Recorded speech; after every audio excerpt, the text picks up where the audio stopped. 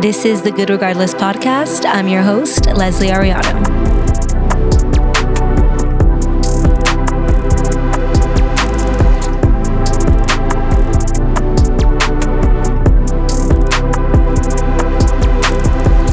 Happy Valentine's Day.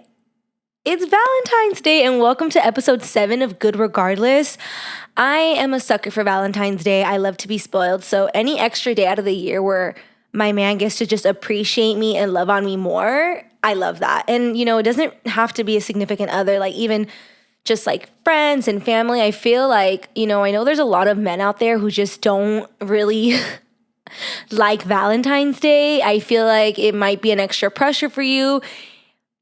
And I understand where you're coming from, but I really don't feel like it's that deep. You know, once you have gotten to know your partner a little bit more, honestly, it's really just the smallest gestures. I feel like sometimes we make it too much of a big deal, but I do believe it's nice that we get a day to remember, okay, maybe, you know, I haven't been showing my girlfriend that much love, or, you know, just an extra day to just make her feel like a queen. Like, why wouldn't we want that? The guys who really just don't like Valentine's Day are so annoying. And I'm going to just come out and say that. They are so annoying.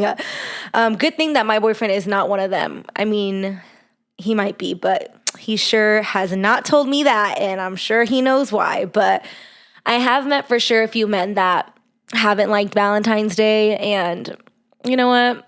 Go get your girl some flowers. Go get your girl some flowers, okay? Today's episode, of course, we're going to start off with the Ask Less column, my favorite thing to do, and I look forward to it every single weekend. I'm going to just jump right into it. So today, I have 3 really good questions, and we are going to jump into question number 1. I got this on my type form. It is, need some advice from Les, ? What other podcast would you recommend? And also, have you heard Good Girls Gone Bible or Girls Gone Bible? It's so good.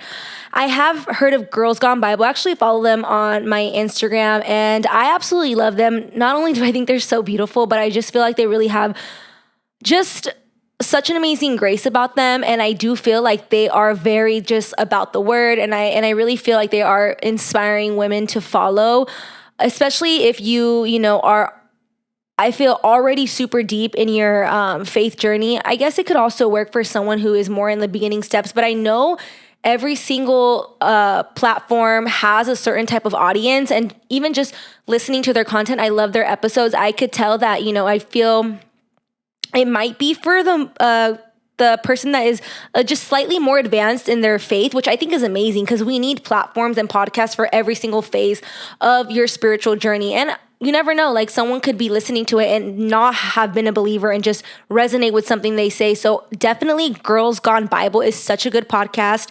And I think it's so interesting because like one of them used to be like a Fashion Nova model and the other one was an actress. And I love those girls. I think they're so just anointed. Like they're just given gems all the time. So I do love them. Another podcast that I would recommend to you is Coffee with Christ on Ice by Ali Yost. She's also a really good person to follow if you're looking to develop your faith and you just want positivity. You want to feel just loved. You want to feel God's grace and just to know that he's always with you. She's always putting out content that is just so positive, and I love her. Her name is Ali Yost on Instagram.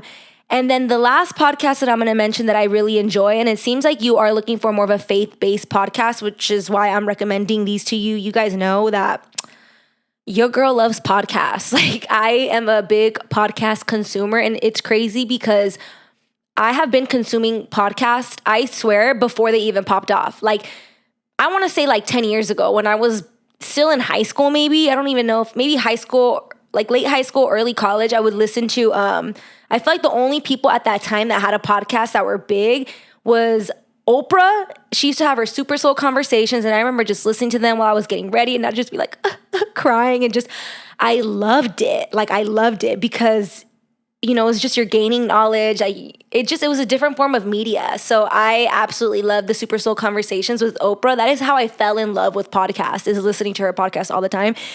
I love Joe Rogan because he just gives you a little bit of everything. So I just really love a broad range of podcasts. The Uncomplicated podcast, which is the podcast that my pastors do, Pastor Justice and Pastor Maria. They have so many really good episodes, which is also really nice, especially if, you are new to faith or you're faith curious. It's so nice to be able to have just a non-judgmental space to go to. And they talk about real life stuff too. And they just talk about how, faith can really help you navigate your life, and different avenues that you can take. So it's a really nice podcast to go to. And the last one that I was going to say is Saved, Not Soft. Her name is Emmy Moore. She's another Christian woman, and she has a podcast, and I just love her because she's so vibey. And I just think sometimes maybe, some people might get scared of, wanting to dip their toes in because they think that they're going to get stripped of, just everything that, is who they are, like their fashion, their identity. And obviously there are things that change, but God gave us our personalities and he made all of us so different. So he definitely loves that. He's not looking for every single person to be the same or spread the gospel the same way. So I just really love seeing how all these different, women and people just spread his message. So yeah, those are some ones that I would recommend to you. So my next question is managing time with work and giving myself time for self-care / gym. How do I do that? So my best advice to you for sure to manage your time and work and give yourself self-care is to set up a routine and stick to it. You need to find a routine that works for you and making sure that you're consistent with it, even though, I think that when we feel like we're having so much on our plate, it feels like it can't be manage, but definitely when you find a routine that works for you, it just makes you operate in a flow state. When you know that, okay, I have work, I have school, I need to go to the gym, I also need to rest, making sure that you have a system for yourself. Every morning, this is the time I'm waking up. I'm not going to stay up late the night before because I have to wake up early to hit all the things that I have to do on my to-do list. I really love being on a schedule, and it's crazy because even though right now I'm not working like a typical job, I still, you guys, make sure that I'm on a schedule. I'm waking up, I'm going to the gym every single day. If I'm not at the gym, then I'm also, going out on walks. Because the one thing I am not going to do is spend my day watching Netflix. It doesn't matter what the situation is. I know that that's not good for us. So I really try to fill my days with a schedule, even though right now, my days seem open, since I'm not working, but I do fill it up. For example, on Wednesdays, I volunteer. Thursday nights, I'm going to church. Every single day, I'm walking my dog and I'm going to the gym. I do stuff for my podcast every single day, looking for different, ways to just expand and get knowledge on how to promote my podcast. So that's just my example for you, because I know that, we tend to be really busy, but it really is just setting up a routine that works well for you. And just fitting in that, for sure, that self-care time. Self-care time is so important. And, even when I think of Richard, he is so busy right now. I'm so proud of him. He's doing Muay Thai. He has tutoring. He does school. He does gym. He's going to the gym twice a day. He has his life group. He's reading his Bible. And there was an analogy that I was told once, and it was an analogy of a truck. And it was pretty much saying that, a truck, which has a bed, right? Which is what you would call the end of the truck. And when it's driving, if there's nothing in the back of that truck, it kind of tends to drive a little wobbly. When you have some weight in the truck, it tends to drive straighter. So pretty much that analogy is just letting you know that when we have things that, maybe we feel like we're so busy, it's actually a good thing. It's a good thing to be busy, and it's a good thing to have routine. So that's what I would tell you. Okay, so my last question is, so I've been navigating my way back to God. I was having a conversation with my sister about how I want to get closer to God. Then bam, next day I go on a date with a guy and he tells me he reads the Bible, listens to gospel music, and he tries to live his life very much how God wants us to walk. Ooh, girl, this is getting interesting. Okay, so then she says, so I'm immediately intrigued. We keep talking, hanging out, super sweet, thoughtful, makes me my own playlist of gospel music. Hallelujah, girl. Praise the Lord. I love that. Okay, let's keep reading.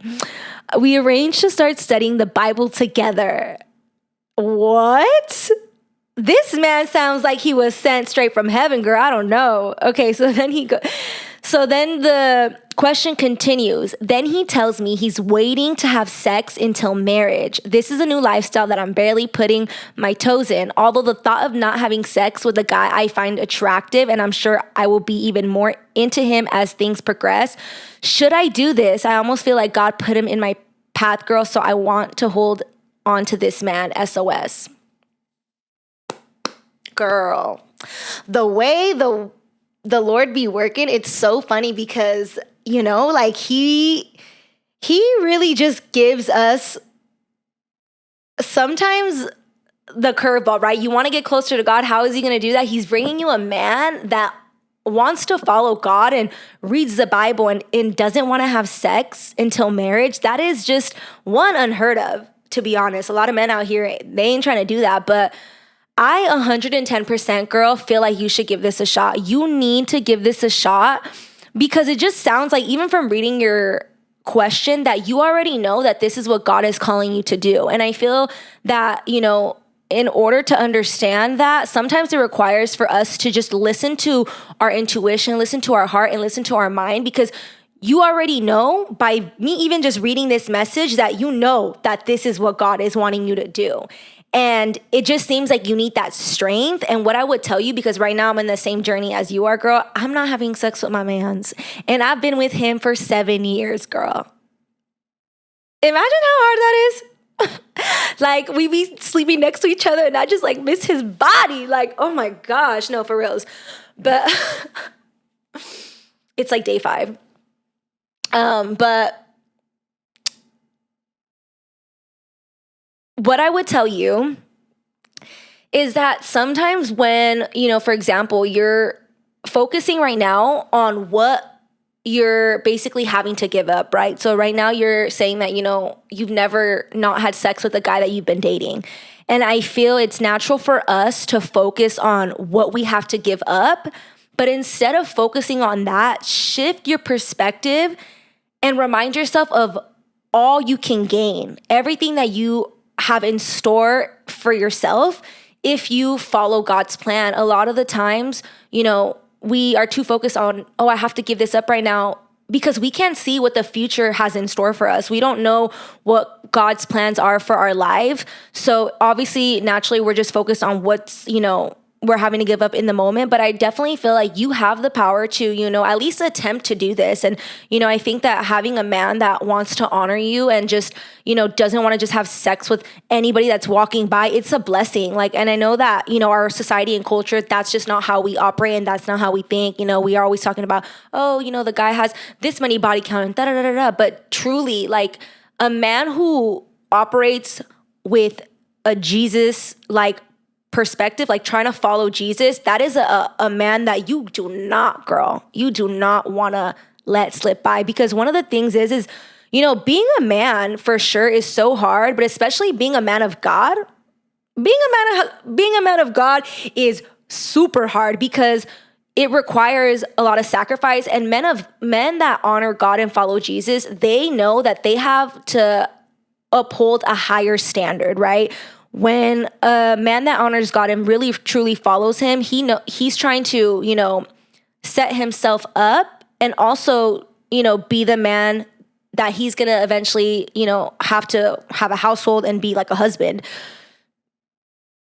One of the things that Jesus did for the church is he sacrificed his life for the church. And that is the way a man of God is supposed to honor his wife and love his wife. He is supposed to take care of her.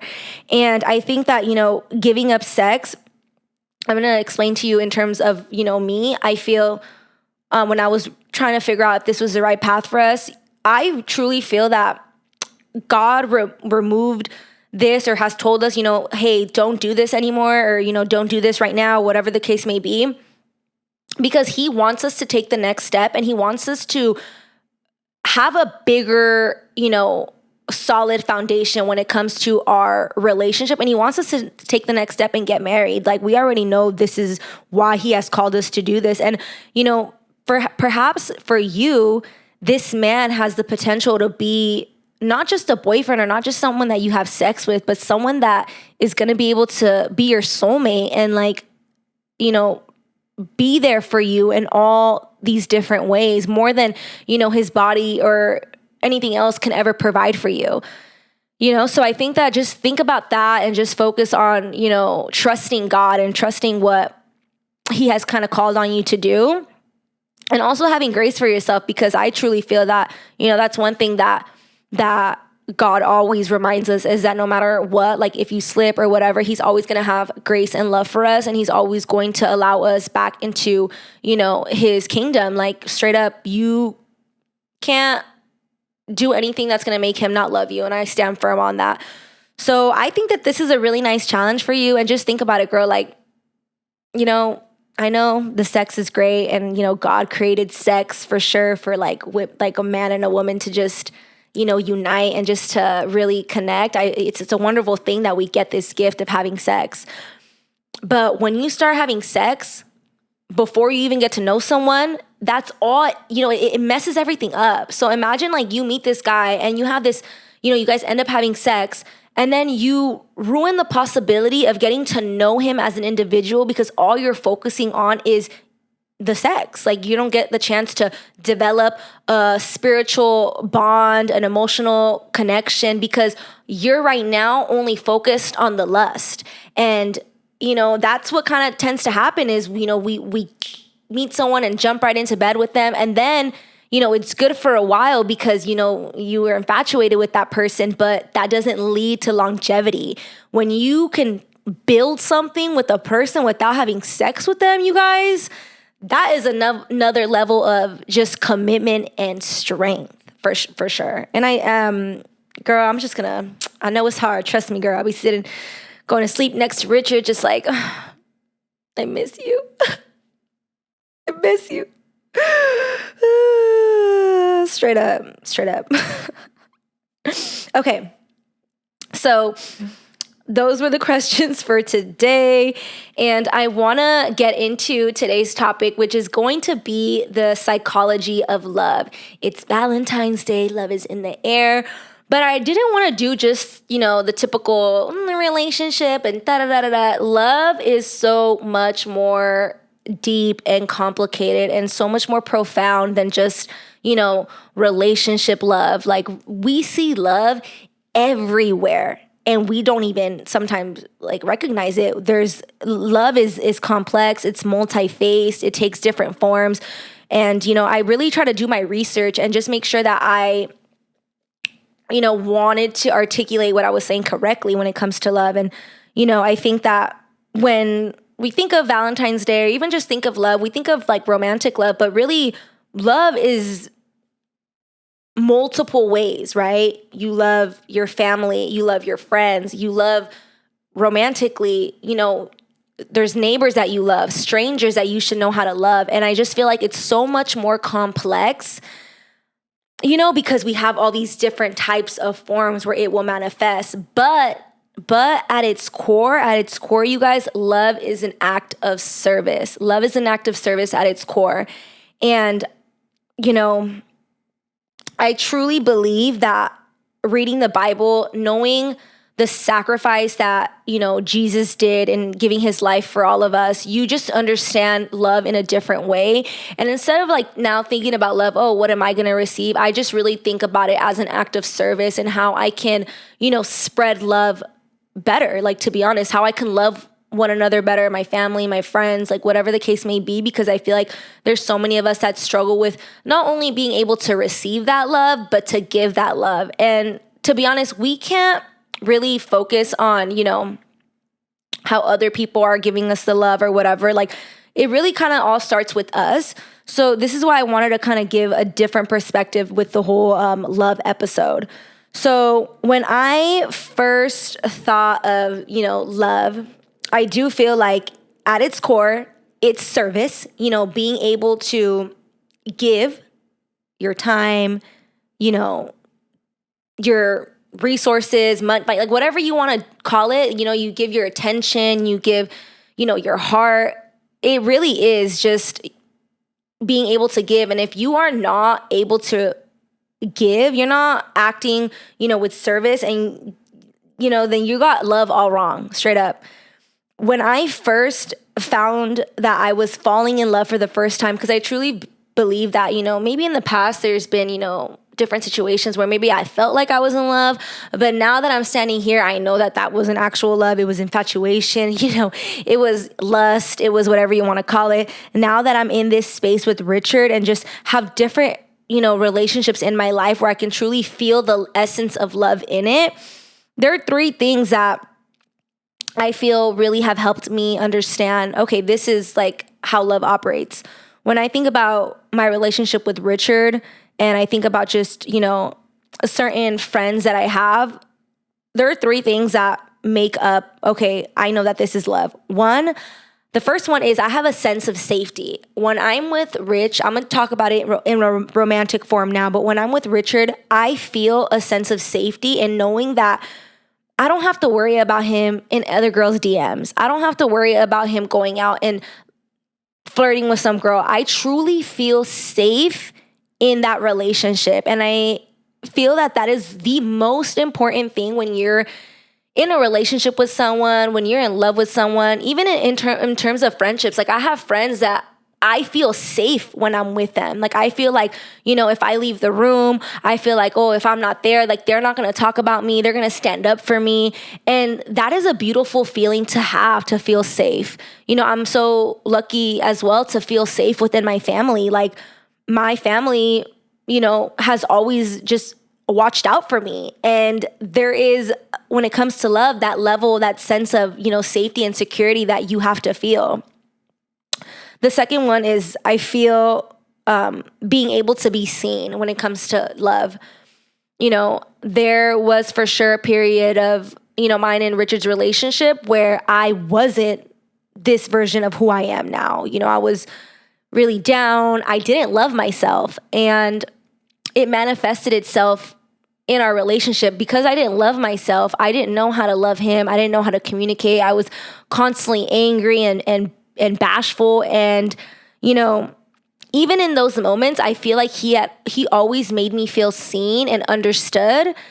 And I think that is another really big indicator to know if you are in a healthy, loving relationship is to, feel like, okay, even at my, worst times, this person, has been there for me. And I know that, that really took a lot of sacrifice from him. And I really learned a lot about love by seeing Richard and by just understanding him and just seeing the way he loved me. Like, he has taught me so much about it. And for sure, feeling seen is super important in friendships and relationships. If you're in a relationship right now and you feel like you're not being seen or you're not being heard, that is a huge red flag because, as a partner, not only are you supposed to be making them feel safe, but feeling seen, feeling understood is part of being in a healthy relationship. And if you're on the other end of that and you have a partner that's constantly telling you, hey, like, I'm not feeling like you're understanding me, I'm not feeling like, you're seeing me, you need to remember that love is an act of service and you need to put your ego to the side and ask yourself as a man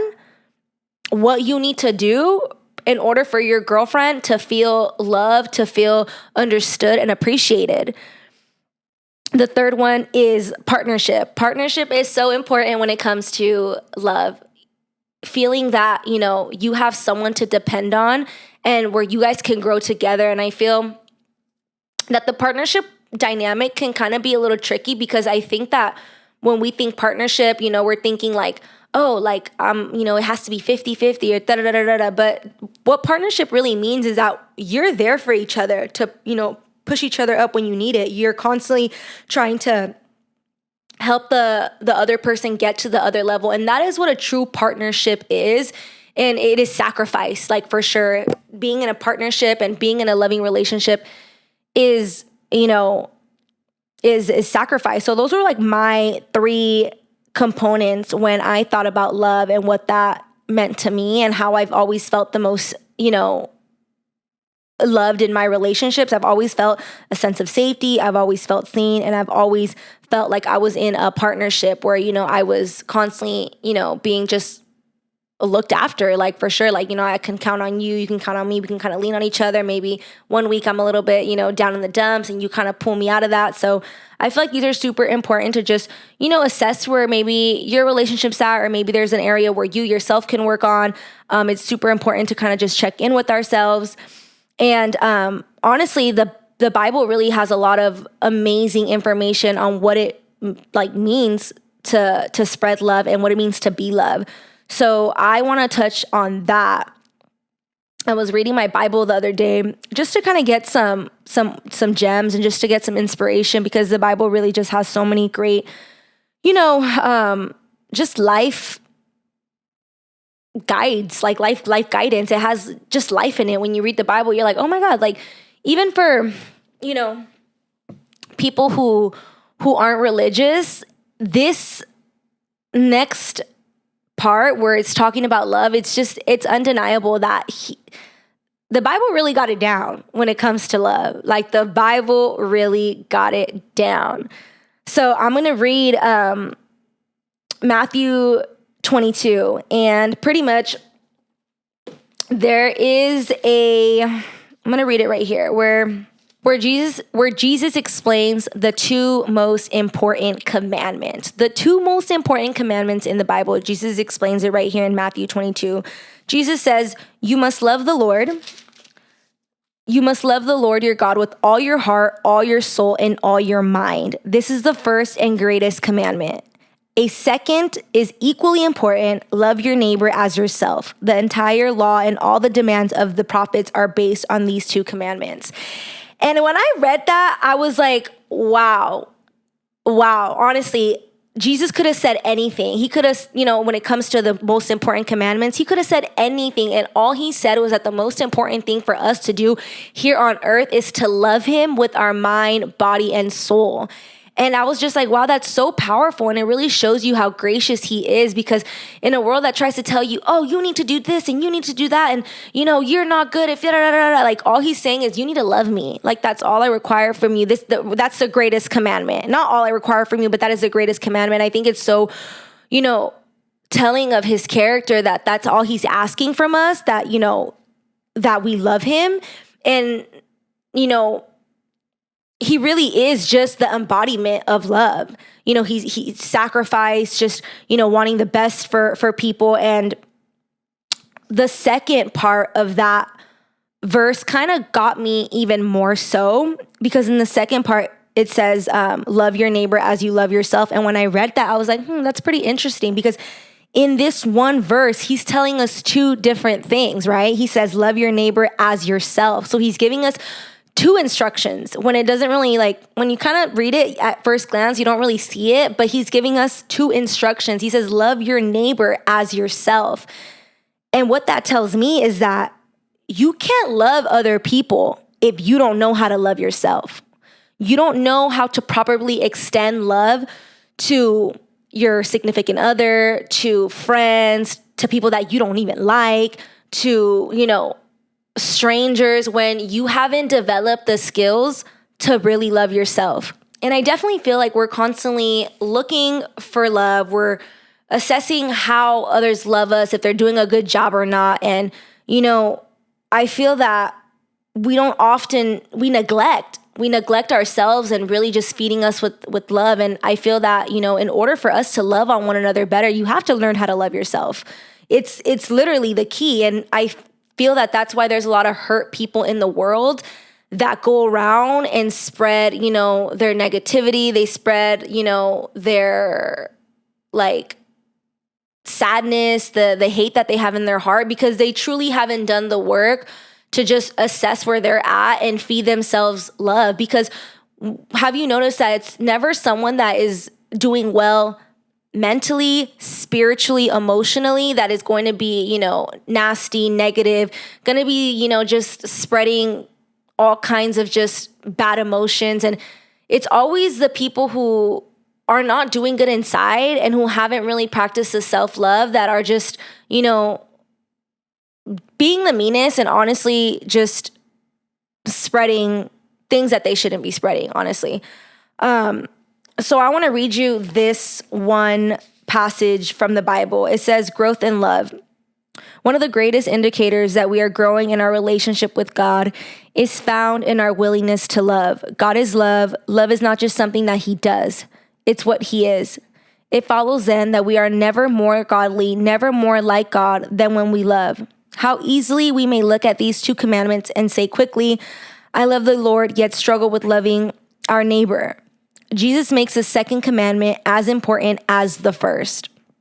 We cannot fulfill the first commandment to love God without obeying the second command to love our neighbor. Nor can we avoid this problem by narrowing our definition of neighbor to people in our neighborhood, that is, to those of our family, race, perspective, economic or intellectual level, value system, or religion. He's literally saying, this literally says that you can't just love people who fall into your box. Like he's saying, regardless of race, regardless of religion, regardless of whether you agree with them or not, you love regardless of that. And I just feel that is so beautiful that we get that reminder, because we right now need more love. And I want to give you guys 3 ways to practice self-love. I feel that this is, honestly, I really sat and I thought about these. Actually, I did 4 ways to practice self-love. And I, myself know that there are things that I can do better that, will help me love myself better. And I feel like there's so many of us that, no one's is perfect. And I think that we can all work on loving ourselves better so that way we can love others in the same way. So the first tip I'm going to give you guys to practicing self-love is to accept who you are, okay? Accept who you are. I feel that we as women are always so hard on ourselves. We're always judging our appearance, how we act, this and that, our body, like we're always nitpicking at ourselves. And I feel like, just accepting who you are and knowing that you were designed perfectly in the image of God, and knowing that, you were made intentionally. Like everybody has differences, everybody looks different, and just to embrace who you are and to accept who you are. I feel like we spend so much of our lives trying to, change everything and, feeling that, we're not, good enough, but you are. So just accepting and loving who you are. Work on self-love. I feel that, I hear so many women are always, oh my God, talking bad about themselves. And I fall into victim to this all the time. I'm too fat one day, I'm too skinny another day, I don't like the way I look on my face. And just that negative self-talk, you guys, is so bad for you. And I really just challenge you, take it one day at a time. If you struggle with this, wake up in the morning and tell yourself something that you love about yourself. Wake up while you're doing your makeup, whatever the case may be. You don't have to say it out loud, and just pick something that you love about yourself and continue to do this instead of focusing on the things that you don't like. Just remember that you were made in the image of God, and to accept yourself is a really great way to practice more self-love. The second tip I'm going to give you guys is to understand your worth. Okay, understanding your worth in terms of self-love. I feel that it's another really great way to practice that self-love, because I feel that, again, we're constantly focusing on, status, where we're at in life, what we have, are we married or not? Do we have kids yet? Like all these things. And we act like, us being who we are in this moment isn't enough. And it is, understanding your worth as a human being, as just being here on this earth without attaching everything else to it. Oh, I don't have this yet. Oh, like I'm not as far ahead as I wanted to be. Just understand that, your soul is already worth it. Like you yourself is already worth it. So just another really great way to just practice that self-love is understanding who you are on this earth, that you have value, that you were made for a great purpose, and to just not focus on everyone else's opinions and how you feel you should be ahead or not. Like just focus on yourself and focus on, the fact that you just being alive and being here on this earth is already such a big blessing. So I really feel like, understanding your worth, knowing, when to set up those boundaries and to, make sure that you are not allowing, other people to diminish you. I feel like even, some of us that can be in toxic relationships, or maybe you're in a toxic friendship, we're constantly, in positions where we're allowing other people to get into our head and to try to, make us feel bad about who we are. But you need to understand your own self-worth. That has nothing to do with anyone else's opinion. Your self-worth is yours, your own. God already told you what you're worth. He's already giving you life. That already shows you that you are worthy. You being alive shows you that you are worthy, and that doesn't depend on anyone else's opinion. So I would highly suggest to just keep understanding your self-worth and stop, looking at what anyone else says and focusing on what anyone else says. At the end of the day, you know who you are, and God has already spoken for you. So the third tip to practicing self-love is to cultivate a positive mindset. Again, there is power in the tongue. I don't want to hear any more girls talking about themselves, about, their appearance or anything like that. So just focus on just that perspective shift, and just really, I know it's hard because our voices are always like trying to kind of get into us, and they're trying to like feed us all these deception and lies. I know that we all, deal with it on a daily basis, but just practicing to have that positive mindset. And positive mindset starts as soon as you wake up. As soon as you wake up, you're, having to remind yourself to, be in that positive state, because naturally we're just like wanting to kind of get into that negative mindset. It could be like even something like, oh, I don't want to wake up today, or, oh my God, I have to go to work, or, you're driving down the street and you're getting so angry. All that negativity is going to seep back into you. So whenever you have the chance to just practice being positive, even when you're in situations where you may be annoyed, you're frustrated when you're driving. I used to get so pissed, you guys, when I would be driving on the street, to the point where I'm having full on road rage. And I remember I would be on the phone with Richard, and he'd be like, yo, like, you need to relax. Like, he's like, dude, it's not good for you. And I was just like, whatever. Like, I didn't really even think anything of it. And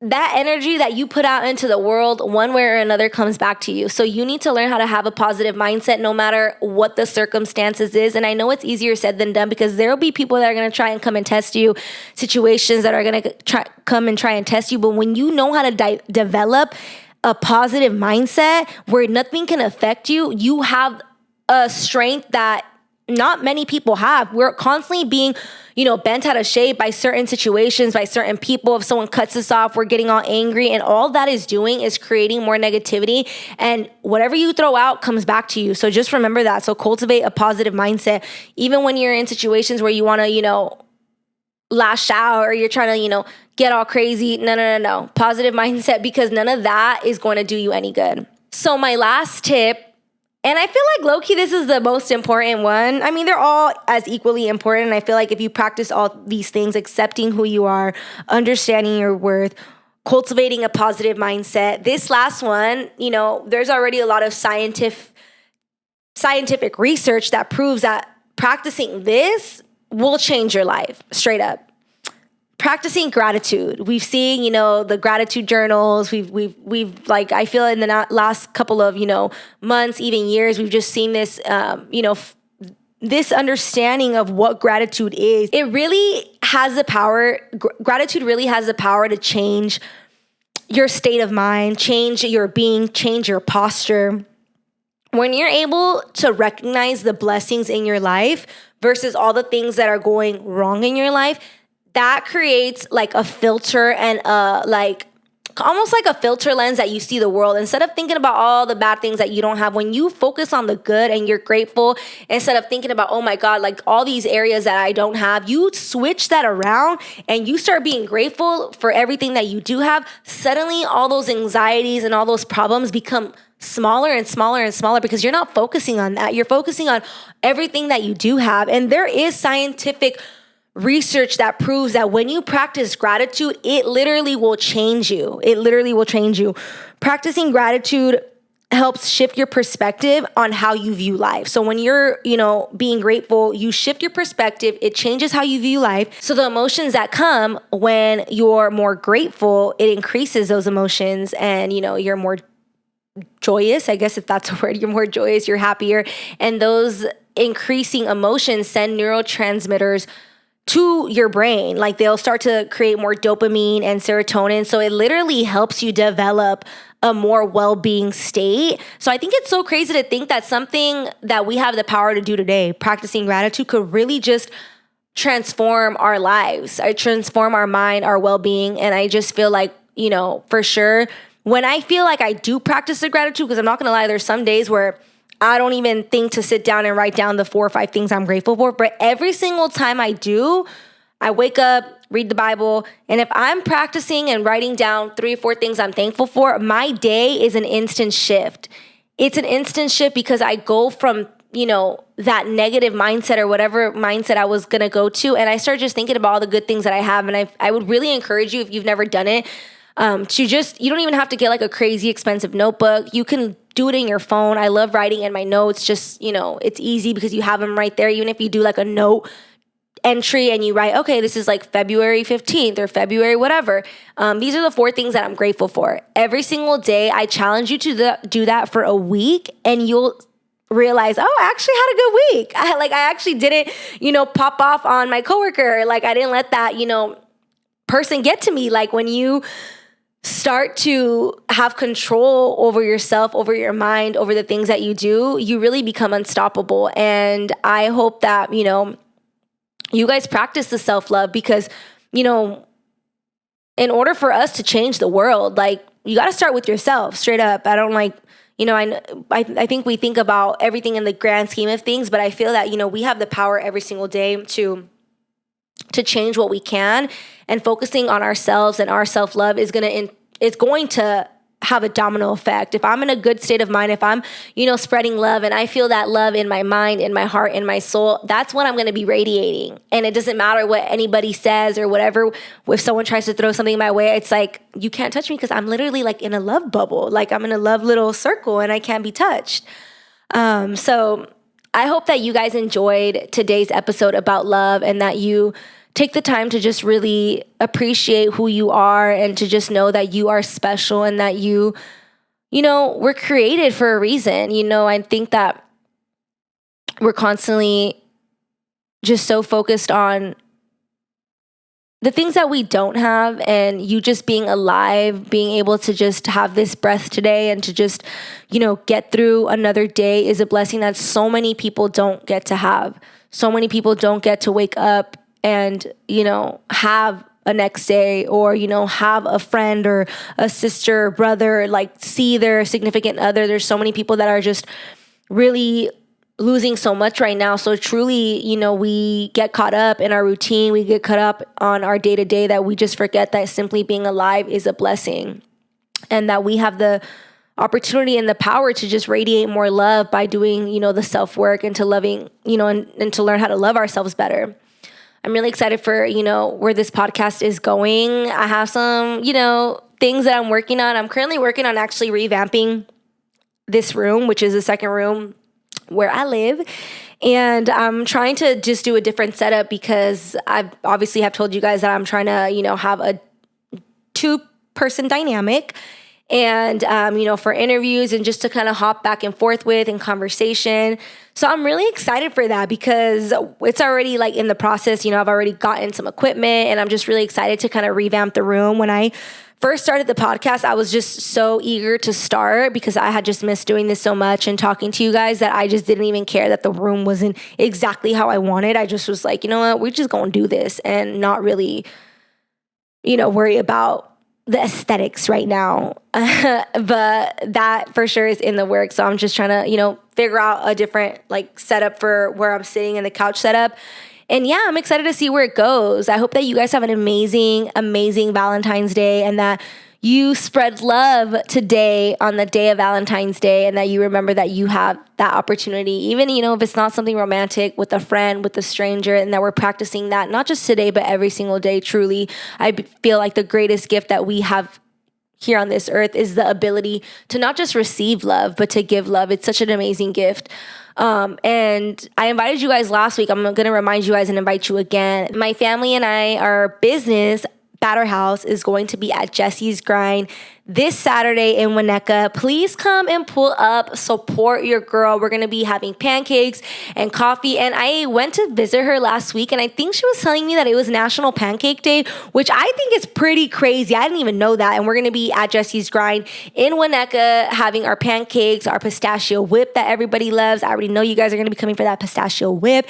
And it would just give us an opportunity to just hang out. And I would love to meet you guys in person. All you guys who support the podcast, if you can pull up, even if, you just have a few minutes of your day, I would love to just meet with you guys and connect with you in person, and just spread some love to you.